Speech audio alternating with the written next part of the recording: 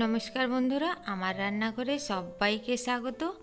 নিরামিষ দিনে ভাতের পাতে একটু ভাজা থাকলে খেতে খুবই ভালো লাগে।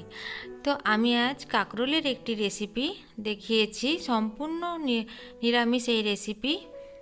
তো চলুন দেখে নেওয়া যাক আমি এই কাঁকরোল ভাজা কিভাবে বানাচ্ছি। এখানে আমি 6 পিস কাঁকরোল নিয়েছি।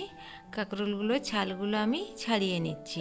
কাঁকরোলের গায়ে যে কাটা কাটাগুলো থাকে সেগুলো থাকলে খেতে খুব একটা ভালো লাগে না, ওই জন্য আমি ছালগুলো ছাড়িয়ে নিচ্ছি। কাঁকরোলের ছালগুলো ছাড়ানো হয়ে গেছে। এরপর আমি চাকা চাকা করে কেটে নেব। একটু মোটা মোটা করে কেটে নিলে খেতে ভালো লাগে। আমি একটু মোটা মোটা করে কেটে নিচ্ছি।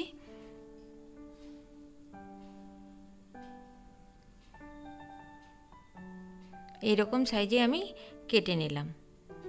এরপর এইগুলো আমি নুন আর হলুদ মাখিয়ে নেব। দিয়ে দিলাম আমি পরিমাণ মতো নুন আর অল্প একটু হলুদ গুঁড়ো। এরপর এইগুলো ভালো করে মাখিয়ে আমি আধ ঘন্টা রেখে দেব, নুন হলুদটা যাতে ভিতরে একটু ঢুকে।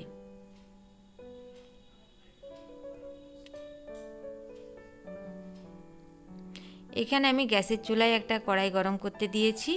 দিয়ে দিলাম আমি হাফ চামচ গোটা জিরে, হাফ চামচ মৌরি আর দিয়ে দিলাম অল্প একটু কসুরি মেথি। এবার এইগুলো 30 সেকেন্ড ধরে আমি একটু ভেজে নেব। এগুলো আমার ভাজা হয়ে গেছে, উঠিয়ে নেব। এর ঠান্ডা হলে এইগুলো হামাল দিস্তায় একটু গুঁড়ো করে নেব। এরপর আমি কড়াইয়ে 3 চামচ সর্ষের তেল দিয়ে দিলাম। সর্ষের তেলটা গরম হলে আমি ওই নুন হলুদ মাখানো কাঁকরোলগুলো এক এক করে এর মধ্যে দিয়ে দিচ্ছি।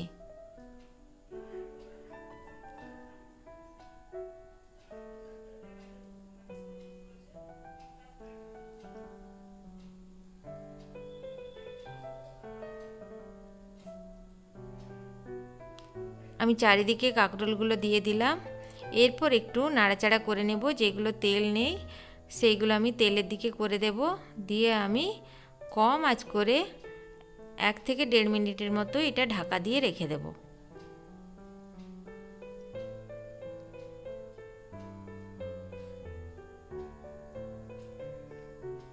এবার 1.5 মিনিট পর ঢাকা খুলে আমি গ্যাসের আঁচটা একটু বাড়িয়ে দেব। এরপর 2 পিঠ আমি ভালোভাবে ভেজে নেব। উলট পালট করে 2 পিঠ বেশ মচমচে করে ভেজে নেব। বেশ মচমচে করে আমার ভাজা হয়ে গেছে। এরপর এগুলো আমি উঠিয়ে নেব। এবার বাকিগুলো যেগুলো রয়েছে সেগুলো আমি একই পদ্ধতিতে ভেজে নেব।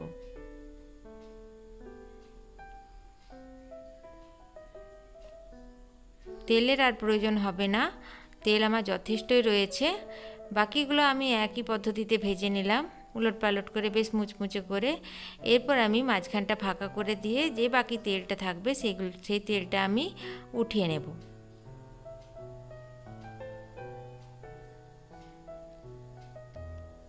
তেলটা আমি উঠিয়ে নিয়েছি। এরপর আগে ভেজে রাখাগুলো এর মধ্যে ঢেলে দিলাম। এবার ভালো করে একটু নাড়াচাড়া করে নিচ্ছি।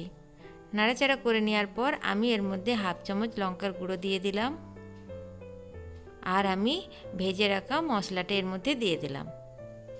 এরপর আমি একটু ভালোভাবে নাড়াচাড়া করে ভেজে নেব।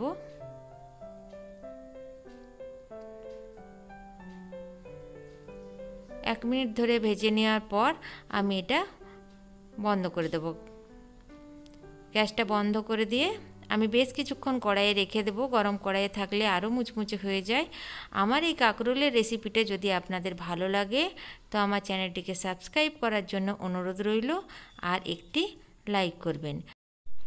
ভিডিওটি দেখার জন্য আপনাদের সকলকে অসংখ্য ধন্যবাদ।